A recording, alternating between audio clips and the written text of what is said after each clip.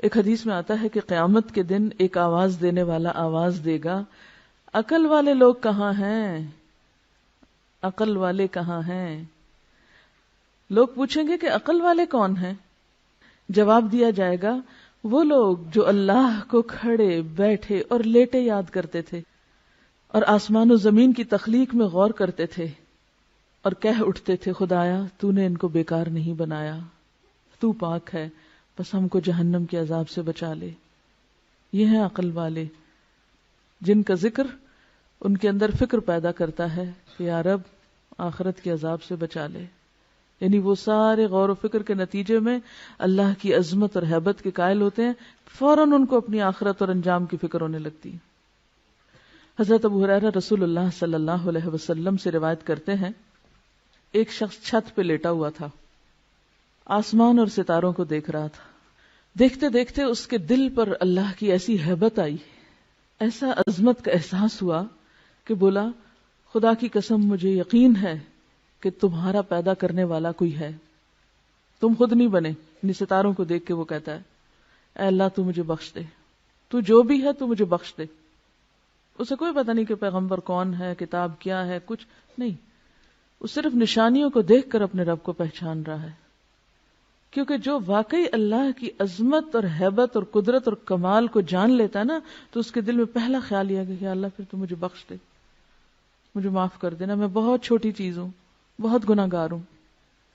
جب کوئی اللہ کی قدرتوں کو دیکھتا ہے تو اس کو اپنی کوتاہیاں یاد آتی ہیں نا، اپنا آپ حقیر نظر آتا ہے، اور جو اللہ کی قدرتیں نہیں دیکھتا اس کو اپنی ہی بڑائیاں اور اپنے ہی آرٹ اور اپنی ہی ذہانتیں اور اپنے ہی کمالات پھر اس کی نگاہوں میں سمائے رہتے ہیں، میں یہ بھی ہوں اور میں وہ بھی ہوں اور میں ایسا بھی ہوں اور میں ویسا بھی۔ یہ سارے تکبر نتیجہ ہے اس بات کا کہ ہم نے اپنے رب کو نہیں پایا، پھر سارا وقت دھیان اپنی ہی تعریفوں اور اپنے ہی کمالات کی طرف لگا رہتا ہے۔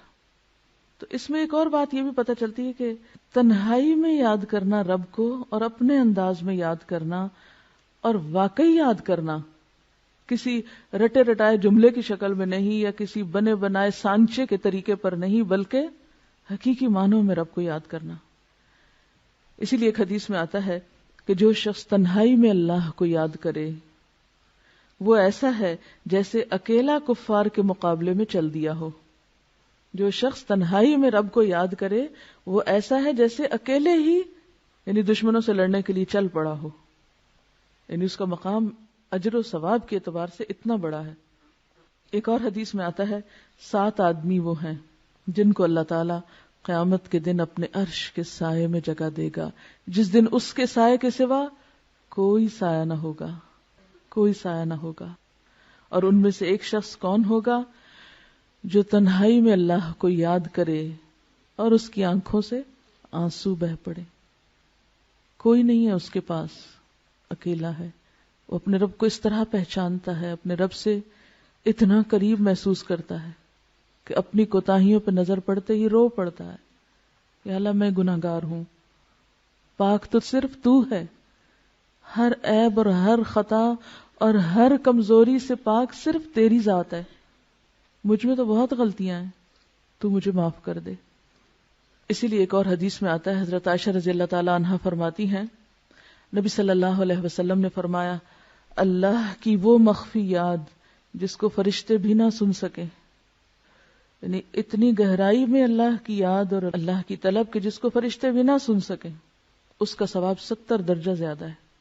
ٹھیک ہے، زبان سے بھی ذکر کرنا چاہیے، بلند آواز سے بھی کرنا چاہیے، لیکن تنہائی میں جب کوئی نہ ہو، صرف آپ ہوں اور آپ کا رب ہو، اور واقعی پھر دل کے پورے تاثر کے ساتھ یاد کر کے روئیں، وہ چیز ہر ریاکاری سے پاک ہوتی ہے، ہر دکھاوے سے، کیونکہ اس میں آپ دیکھیں آپ اتنے قریب ہیں نا، آپ دل ہی دل میں سرگوشیاں کر رہے ہیں اپنے رب سے۔ عموماً آپ نے دیکھا ہوگا بچہ دوڑا آتا ہے، آ کے ماں کے کان میں بات کرتا ہے، بہن بھائیوں کو بھی نہیں بتانا چاہتا، باپ کو بھی نہیں بتانا چاہتا۔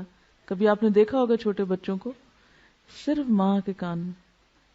اب بھی کبھی میری بیٹے سے چھوٹے سے بات ہو نا تو وہ فون پر بھی سرگوشی شروع کر دیتا ہے، اور اتنا پیار آتا ہے نا کہ کچھ چیزیں ہوتی ہیں وہ صرف ماں سے شیئر کی جاتی ہیں، تو اللہ تو 70 ماؤں سے بڑھ کے پیار کرنے والا ہے۔ ہم کیوں نہیں اس سے سرگوشیاں کرتے؟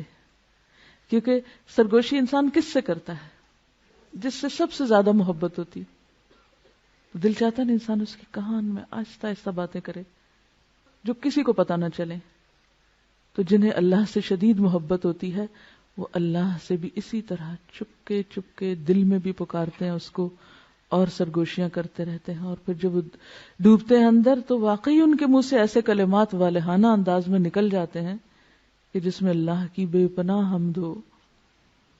عبادہ بن صامت نے آپ سے روایت کیا ہے رسول اللہ صلی اللہ علیہ وسلم سے کہ بہترین ذکر خاموش ذکر ہے، یعنی جس میں اللہ کی یاد ہے اور غور و فکر بھی اللہ کی تخلیق پر ہو رہا ہے. اور بہترین رزق وہ ہے جو کافی ہو، کفایت کرے، کفایت کرے، کفایت کرے. ایک حدیث کے مطابق آپ نے فرمایا اللہ کو ذکر خامل سے یاد کیا کرو. پوچھا کہ ذکر خامل کیا ہے؟ فرمایا مخفی یاد، ایسی یاد جو سب سے چھپی ہوئی ہے. اور اسی کے بارے میں فرمایا جو ایسا کرے گا اس کے گناہ معاف ہو جائیں گے خواہ وہ سمندر کی جھاگ برابر ہی کیوں نہ ہو. تو یہ جو صحابی کے منہ سے الفاظ نکلے تھے یہ کوئی معمولی الفاظ نہیں تھے، انتہائی محبت بھرے اور اللہ کی شدید محبت میں ڈوبے ہوئے الفاظ ہیں. ربنا ولک الحمد حمدا کثیرا طیبا مبارکا فیہ، یعنی جیسے بس نہیں چلتا کہ اور کیا کیا کہہ جالے. اسی لیے اللہ تعالیٰ نے 30 فرشتے مقرر کیے کہ تم اٹھاؤ اس کے ثواب کو، تم لکھو اس کو. حضرت عبداللہ بن ابی اوفا رضی اللہ عنہ روایت کرتے ہیں کہ جب رسول اللہ صلی اللہ علیہ وسلم رکوع سے اٹھتے تو قوم میں یہ دعا پڑھتے تھے سمع اللہ لمن حمدا اللہم ربنا لک الحمد ملء السماوات وملء الارض وملء ما شئت من شیء بعد. اللہ نے سن لی اس بندے کی بات جس نے اس کی تعریف کی. اے ہمارے اللہ، اے ہمارے رب، تیری ہی لیے ساری تعریف ہے، آسمان و زمین اور ہر اس چیز کے بھراؤ کے برابر جو تو چاہے. یعنی میں تیری تعریف کر رہا ہوں اتنی جس سے آسمان بھر جائیں، جس سے زمین بھر جائے، اور پھر اس کے بعد جو بھی چیز تو چاہے بھر جائے، کیونکہ ہمیں تو پتہ نہیں اس کے بعد اور کیا ہے. ہم تو آسمان و زمین ہی کو جانتے ہیں نا، بس یہی نام آتے ہیں، ہمیں کیا پتہ ان آسمانوں کے پیچھے کیا ہے. اور آپ نے بہت سی چیزیں ایسی پڑھی ہوگی کہ آج کے دور میں بھی جو لوگ کائنات کا مشاہدہ کرتے چلے جا رہے ہیں ان میں سے بعض نے تو بالکل گھٹنے ٹیک دیے کہ ہم جتنا آگے جا رہے ہیں ہماری جہالت میں اتنا اضافہ ہو رہا ہے. تو اسی لیے آپ صلی اللہ علیہ وسلم کس طرح اللہ کی تعریف کرتے تھے، وَمِلْءَ مَا شِئْتَ مِنْ شَيْءٍ بَعْدُ، کہ اللہ اس کے بعد اپنی تعریف سے تو جس چیز کو چاہے بھر دے، وہ تیرے علم میں ہے کہ وہ کیا کچھ ہے.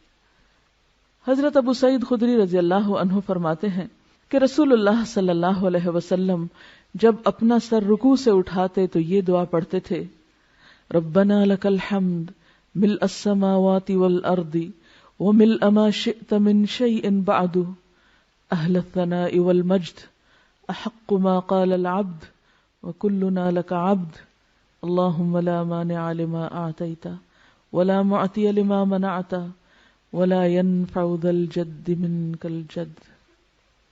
اے ہمارے پروردگار، ہر قسم کی تعریف صرف تیرے لیے ہے، آسمانوں اور زمین اور ہر اس چیز کے بھراؤ کے برابر، یعنی ہر وہ چیز بھر جائے جو تو چاہے.